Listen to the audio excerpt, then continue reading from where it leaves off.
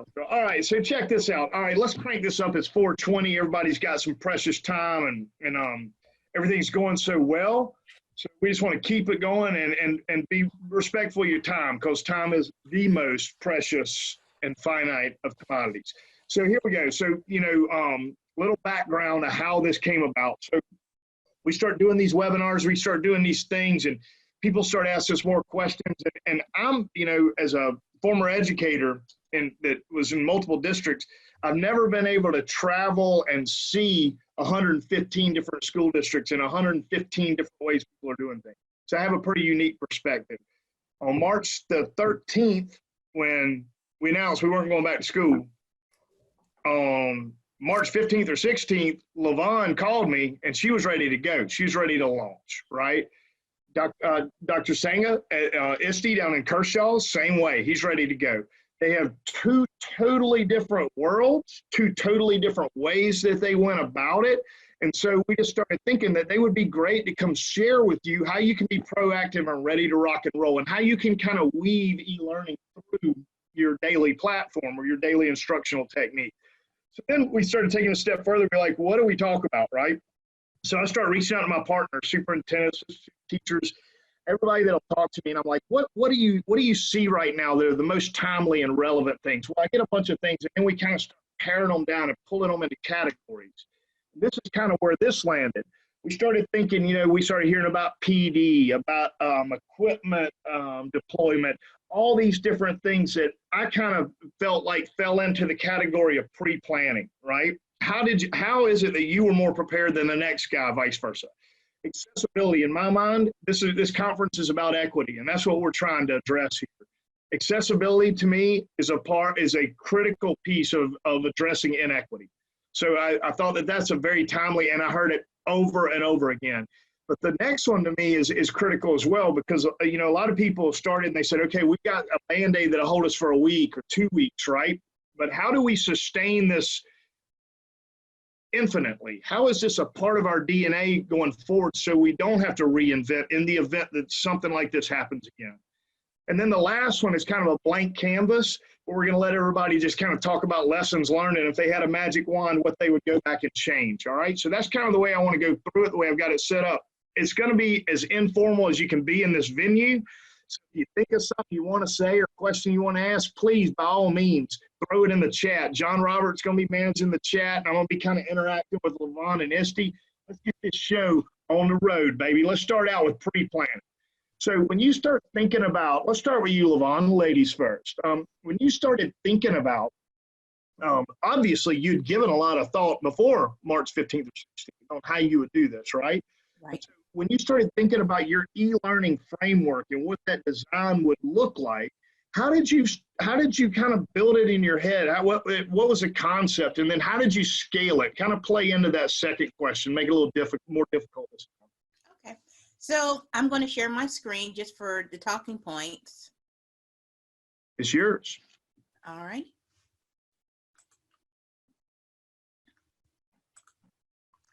And so I kind of have a side-by-side view of some of the things that we looked at when we were planning our COVID-19 response.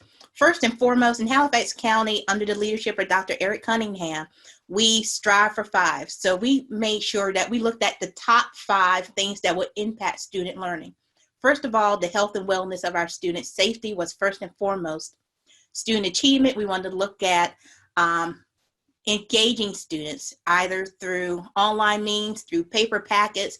On March 16th, that Monday, teachers were in schools preparing packets while I was talking to Jamie about what can I do for our kids who have access to the internet utilizing our Edmentum products.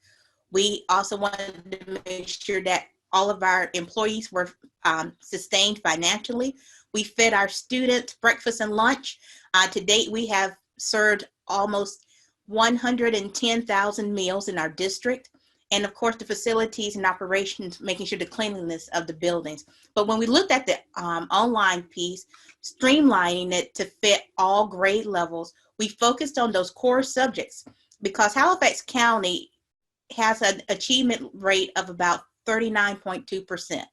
So if we were to miss this 12 weeks of school remaining, plus the summer, we already see a loss with summer, we would have saw a greater regression. So we wanted to kind of stop that loss. So utilizing what we have in our toolbox, I say, Jamie, this is what I want to do. And so that included training for our teachers, and we did a full PD blitz that following week, thanks to LaPaula Shelton and Tara Pierce.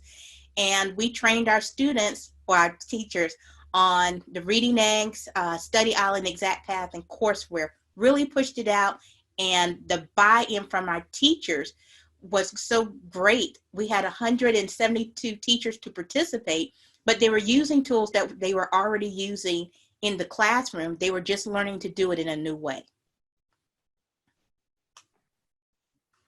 Super cool, man. I'm sitting here looking at that. Dr. Sango, would you kind of weigh in on that? You also have a very unique perspective on this, and your format was a little bit different. Well, unique, I don't know that unique is, but it's different, certainly. And part of the reason it's different, of course, is, in South Carolina, 2 years ago, the state decided that we want to implement some kind of e-learning, for inclement weather. The idea was that, should there be some inclement weather, we should be able to run our school systems virtually.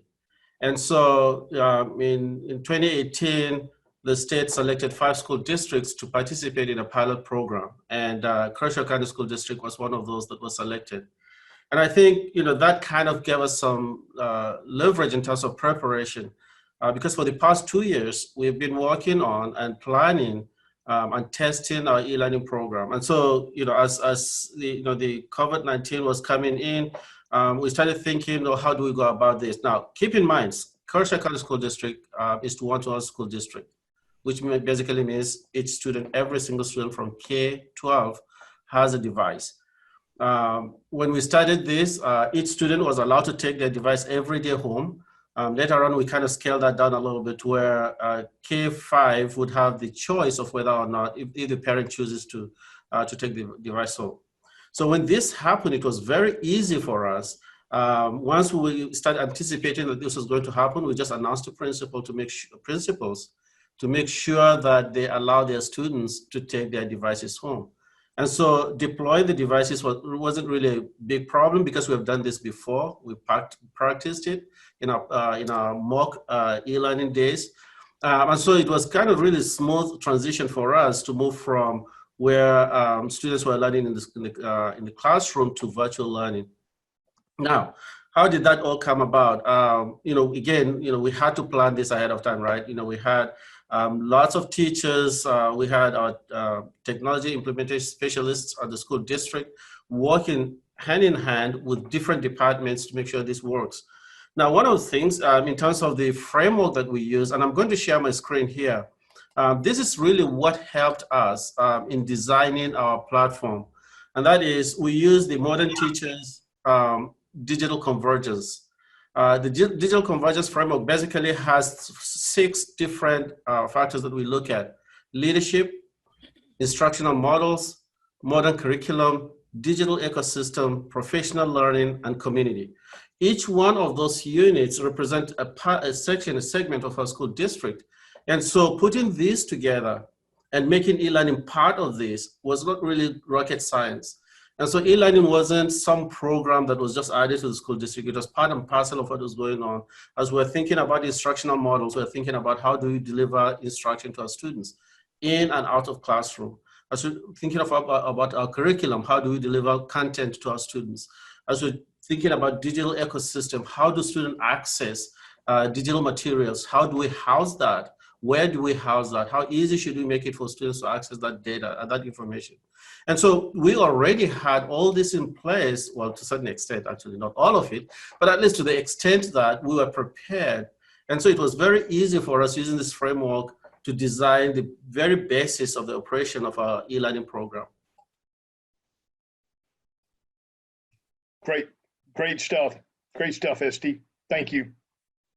All right, I'm gonna go back and steal the screen again. So I think that probably we kind of covered scale and the instructional framework and e-learning. Let's start getting to kind of the heart of the matter. I mean, basically, I've heard this word so many times in the last few weeks, talking about accessibility, and then naturally it seems like that word is hooked to equity in some way. So can you guys maybe just talk a little bit about how you were able to overcome this issue? Levon, you want to kick it off a little bit? Well, with Halifax County Schools, we are a land-rich district. It takes roughly an hour to get from Hollister to Hobgood, from the east to the west side of the district. So we're dealing with internet deserts. We have a lot of areas within our communities that have limited to no high-speed internet. So we've teamed with Roanoke Electric through the Roanoke Connect, and we have, I call them hot lots, but they're a park and learn opportunity for families to go to sit in the parking lots, utilize the Wi-Fi so that they can do their work. And with our online or remote learning, we have roughly 33% of our students who are able to access the internet from home. They're doing it from their iPhones, from laptops that they may have at home, from tablets, various devices. So we have that inequity within our district. So we're using that to supplement paper pencil packets. And to date, we've given out almost 6,000 packets from pre-K to 12th grade. So we're doing a hybrid approach as we're trying to reach our students. Some schools have even gone so far as to check out laptops for student use.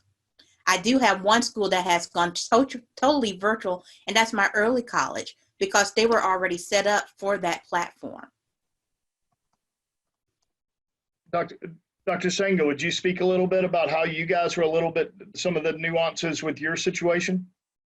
Well, in our case, of course, since we're a one-to-one school district, it was, again, easy in terms of accessing devices for students to have their devices in hand.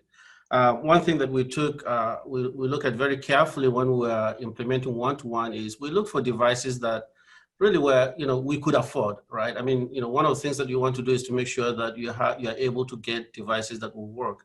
I'm less concerned about platforms, whether it's Windows or Chrome or whatever, because basically we operate on the internet, so it really doesn't matter that much. So we look for devices that we could afford, and every student could have one. So in terms of devices, our students were already prepared. They had devices, they were used to using the devices. And so that was not a big issue. Now, the one issue that we had in terms of accessibility and equity within the system was internet accessibility. And that, for our school district, was a major concern, because the northern part of our district is very rural. There's no internet connectivity. It's not that parents could not afford, it's just that we do not have access to internet. There are a few spots where Verizon, for example, would have spots where we could get internet accessibility. So the decision was made early enough to say, well, what we can do is we can equip some of our school buses with internet access points. And we did that. So all our activity buses, 18 of them, were equipped with internet access. And so we will drive those to specific locations where we knew getting closer to where our students were, and where we could get that signal so students could come and park right next to the school buses and be able to do their work. The second part of that was for those within the area where we did have internet access, and we had the McDonald's, we had the Starbucks that had internet access. We worked with those businesses to provide internet access. We asked them if our students could come, get in, maybe buy a cup of coffee, a box of French fries or whatever, and sit in there and do their work. And some of the businesses allowed us to do that. And so we're able to work with local businesses to support our e-learning program.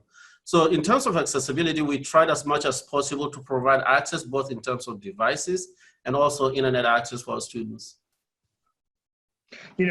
I've heard of so many different approaches that people have been taking to, overcome that. I remember Dr. Dixon was talking about that in York, they had made a partnership with Dollar General, who has, those facilities out in the most rural places. And I've heard of some people that have called on faith-based organizations. The people are getting pretty clever about the ways that they're figuring out ways to get internet to people that don't have it. And those are some great approaches. Anybody that has any other cool things you want to mention about that you've done, throw it in the chat, and I'll try not to show my email again while I'm looking at it. All right, so let's go ahead and move to sustainability. Okay, so this is one, the continuity of your e-learning plan. And this was something that kind of slid into this rotation as we started to develop it, because more and more people were talking about. I heard one district mention that they had spent $30,000 in postage sending home packets, right? I'm just thinking about, like, when you're building your e-learning plan, whether it's now, 6 months ago, or 6 months from now, how and Dr. Sanger, let's start out with you this time, because I know you're pretty passionate about the continuity of e-learning. Can you talk a little bit about what's a little bit unique about your situation with sustainability? Well, first of all, I think the important thing to note about sustainability and continuity of e-learning is you have to have the right leadership in place. Without leadership, I can tell you, after COVID-19, you'll see some school district dropping this and just going back and forgetting that this happened until something happens again. So the existence of really strong leadership, and in my case, we had in our school district, Dr. Robbins, who has been a pioneer in Indiana in developing e-learning for multiple school districts. He came in here and he helped us have that vision of creating a system that is sustainable through time. And some of the things that we look at about that, of course, is leadership. What kind of leadership is there to support what's going on? Again, going back to the framework that we use a framework that is sustainable, that continues. Modern Teacher, the digital framework that we use, is not one that you just kind of go there, fill in the form, and create a document and walk away.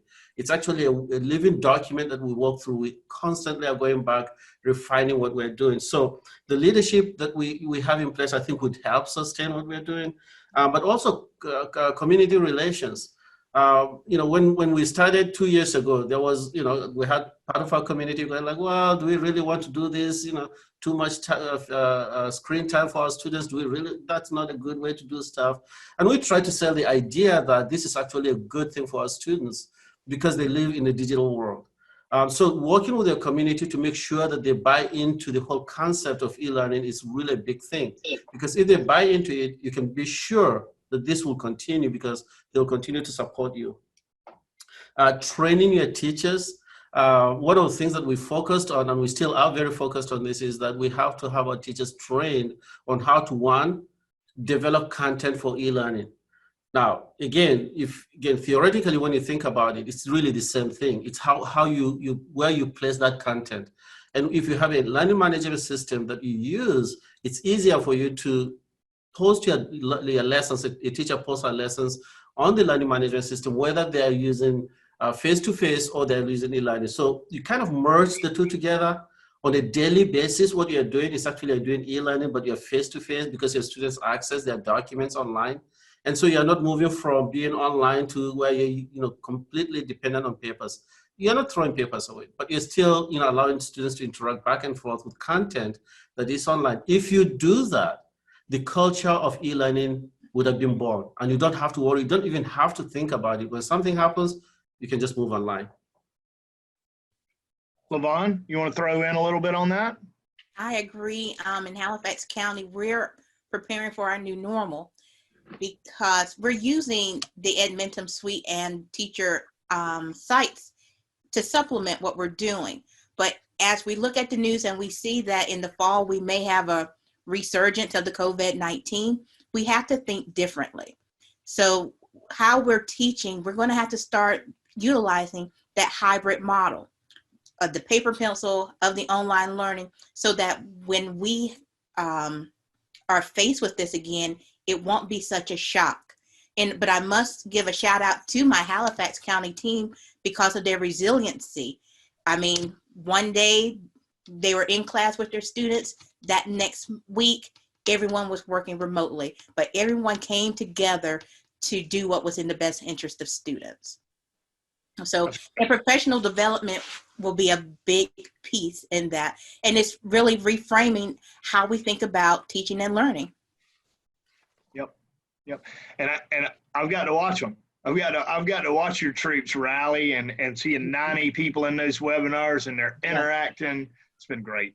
It's been a great ride. I realize I'm always trying to find a positive, but I really enjoyed watching your folks rally, man. And I'm so proud of the Halifax County team. Like I said, 172 people participated over the last month in the webinars that we hosted, and it totaled up to be 799 professional development hours. Wow. All right, we're sure happy you let us ride shotgun with you on that, LaVon. I appreciate the partnership. Thank you. I tell you what, let's get to the fun part where you guys can express yourself, and this is kind of the blank canvas here, right? I mean, you're the experts here, and I know you've picked up some things on this ride. There's some things, LaVon, that maybe you would share with us that you would do differently, or that that you would be willing to drop a little knowledge on the group. Well, I think one of the biggest hurdles for me was the Clever integration. This was something that we did not do at the beginning of the year. So during the week that teachers were getting their professional development, I was working with the Clever team and the Edmentum team to process that single sign-on. And part of another hurdle was the communication, the rollout, because this was going to be a new normal for everyone. And so just the communication, I think now that it's already in place, it's a hurdle we won't have to face in the future. But I like it because I'm able to track usage and monitor to see if teachers are using it and if it's actually working for us. Great. So you had a lot of inertia to overcome to get this started, but your folks jumped in and you really got momentum pretty quickly. Dr. Yes. Yours was a little bit different. I have to cover the gray. Yeah, right. Yeah, I hear you. Dr. Sengi, yours was a little different. It wasn't necessarily flipping a switch or overcoming inertia. Yours was more kind of turning a dial up. Would you agree with that? Yeah, and by the way, so some of us cannot cover the gray. Sorry, it's just there. We've learned to live with it. Yeah, one of the things that I think is crucial for us, I mean, as we started this, we knew that we had most of our stuff in place, but the one thing that I learned through this, though, is that we always have to be ready, because one of the things when we train our teachers, we're going one day, we're thinking, well, we may have inclement weather maybe for 2-3 days maximum. Well, this is outside that box right now. So we need to be ready, be flexible to make changes where necessary, continuous training for our teachers and those who are responsible for delivering instruction to our students. Be sure ahead of time that you have a platform that you're operating from in regards to learning management system. And also software packages. Now, virtually everybody listening to me right now, if you remember when this started, every company in the world that provides educational solution was sending stuff to you for free. The first thing that we did in my school district is we said we have already adopted a platform. Your students are used to it. You know how to teach using those platforms. And basically the platform was Edmentum. Edmentum, that's what we use. And so we said, just remain focused. Do not move your students to something new. You don't have to teach them something new as we go through this process. And so our teachers, very kindly actually, they focused on that and they remain with the documents, the programs that they know, that their students know. So that's really crucial, that ahead of time, don't wait until the last minute, start thinking about a platform to use.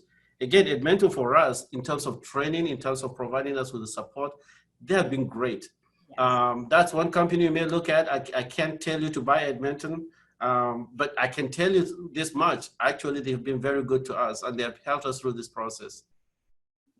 And I have to agree, Edmentum and the Edmentum team has been very helpful in this transitional period. I don't think I could have asked for a better partner in this. You're very, very kind. Thank you, LaVon. And I agree. I've thoroughly enjoyed working with you as well. I mean, there are times we sat on phone calls for 4 hours trying to figure stuff out, and yes. It's been good creating it with you. Well, we got a couple more minutes. And Jimmy, I haven't seen John Robert. I know you've been kind of watching that chat window. Did you have anything you wanted to throw in, or did you pick anything up in the chat window you want to throw on the table to discuss? Jamie, may I drop in something here that I did not address earlier on? 100%. Yes, sir. And that is, for us, again, we have 11,000 students in our school district, which means we have 11,000 devices. That's a nightmare, right? If you think about the practicality of how do you fix broken systems? You send them home, you don't know what's going to happen. Here's something we found out. So far, we're looking at data. I've looked at the data so many times to just see what's happening. Actually, we have fewer breakages, broken systems coming back to us during the e-learning program than we have during the regular school days. Oh. I mean, that was quite, I mean, honestly, my tech team goes like, what happened? We think we have some theories in place. Maybe parents are paying more attention to making sure their students take care of the devices. That's the first guess we have. But you have to have a robust system of tech support. We have a hotline that runs from 8 o'clock in the morning at 8 until 8 p.m. That it's the phone lines are open for parents, teachers, students to call in. Our tech support team works Monday through Friday from 8 until 4:30 p.m., repairing, accepting, and replacing systems. You have to have that in place if you're going to have continuity, if you're going to support your students and your teachers as they go through this. And so don't forget about hardware, because that's, you know, as much as we talk about internet access, you need a hardware piece to be able to access that. That is a very critical point. It's hard to deliver anything technological if you don't have a mechanism to deliver it. That's a good thought. John Robert, you got anything you want to throw in, or you want to start kind of working people? Well, there's a few things in the chat. One was about a hands-on course like nurse aid skills. I'm sure some of those CTE courses and things that that you've talked about, and you know, doing short-term closures, and now we've had to kind of figure out a way to do this long-term. So I wasn't sure if we kind of talked about some of those options in considerations for courses like that. Kind of the scope where you're getting outside of the traditional core courses, and how you're starting to offer some of the periphery, which are just as critical. I don't mean it that way, but some of the periphery things outside of the core. Yeah, I think that's exactly right. Dr. Senga, when you guys launched into this, did you go a little more comprehensive and try to cover the electives and the CTE courses and all that with your virtual delivery model? Yes, and again, so I have to kind of step back a little bit and use my higher ed kind of experience, and also just the idea that there's no content out there that cannot be delivered online. Okay, I mean, that's the philosophy with which I operate. If it can be done in the classroom, we can find a way to deliver that same content online. And so what we do with our teachers, basically, because I'm not an expert in any of those single areas, is we sit back with them and help them develop the content. We can help them, okay, here's what I do, for example. Teacher might say, here's what I do. And I go like, okay, when you're in a classroom, this is the kind of approaches that you take. Then we sit back and I said, can you think of any way that you can do this online? Can you think of any way that you can flip the classroom? Can you think of ways that you can adjust your lessons so that you address the students' needs? So we did not eliminate any section, but we worked with teachers to make sure that whatever practices they employ in their classroom, they can take that and think through with our help in terms of how do you deliver this online. Again, a lot of times, some of it will require them to do, to apply the flipped classroom model in order to be able to do that. That's great. That's great. JR, you got anything else you want to throw in there? You want to let everybody start gathering up their sweet tea? I'm good. Jamie, I was going to see if there's any other questions in the chat. There was some about, some of their plans, if they could share maybe some of their e-learning plans with us. We have some districts asking if they could get their hands on those and just kind of look at those. I think their districts are trying to get these together as we speak. And so I've had several folks message me privately asking if we could possibly if they would be willing to share, Levon and Isty would be willing to share with us to help these folks out, or can direct them to talk through those plans. So that was one other piece that some folks had messaged me directly. I am going to put our district website in the message box. Our COVID response is located on our website. Awesome, thank you. I did see. Oh, I'm sorry, Esty. I apologize. Go ahead. No, I was just going to say, Jar, I mean, we have talked about, my theory about how you handle stuff like this. It's really sharing ideas. My background, again, from Hyatt gives me the feeling that the only way we can succeed as a system, not just South Carolina or North Carolina or Illinois or Indiana or whatever, is that we share ideas. That's just the platform in which we operate. So we'll be glad to share. A lot of our stuff is in-house, is buried down in our systems. But if somebody is interested and talks to us, those are the kind of, I'm talking about the cream of the crop, the things that we can see, the documents that we have created to allow for us to operate the way we do. We'll be glad to share that. We'll be glad to discuss that with anybody. And Jar, if you can get some names, we can talk about those later on. And certainly we'll be glad to help. Thank you very much. Thank you both. Thank you, Dr. Tango. Yeah, I did see in the in some of the bills that are coming up that these e-learning plans, they're part of our norm. Yeah. I mean, every district's going to be required to submit one. I'm sure they're going to come out with a template and a format that's going to be more customized. And I mean, it's just something we all got to keep our eye on, because I was talking to some groups, and the truth is, you can worry about May right now, but what I'm worried about is May next year. I mean, if we got to go and try to recapture 3 months in August, it's a pretty tough road to hoe, because I mean, the state's not going to change their EOGs and EOCs. We're going to be taking the same test. Right. So I think that everything that you guys have shared with us today is extremely timely and relevant. And I'm very thankful that you've offered yourself up as a resource, and also being willing to share with people, because in my opinion, I mean, you guys are crackerjack. Y'all made it happen as quickly as anybody, and you had a plan. And you know, one thing that I think is absolutely worth mentioning, both of you guys mentioned it, strong leadership. You made some decisions, you made a plan, and you executed the plan, right?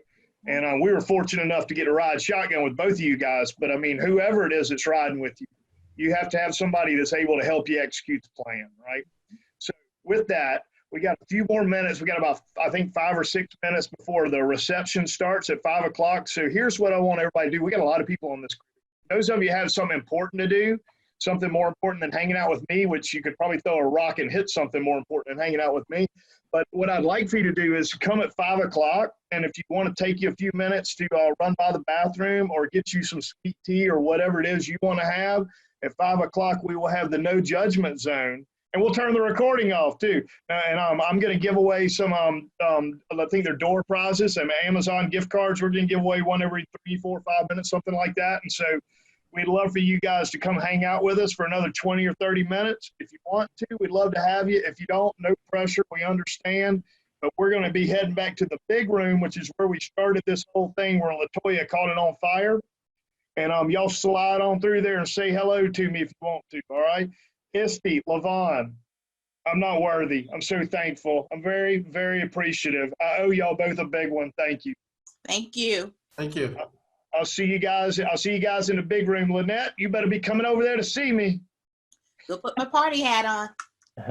Thank you, guys. Thank you, Isty. Thank you, Lavon.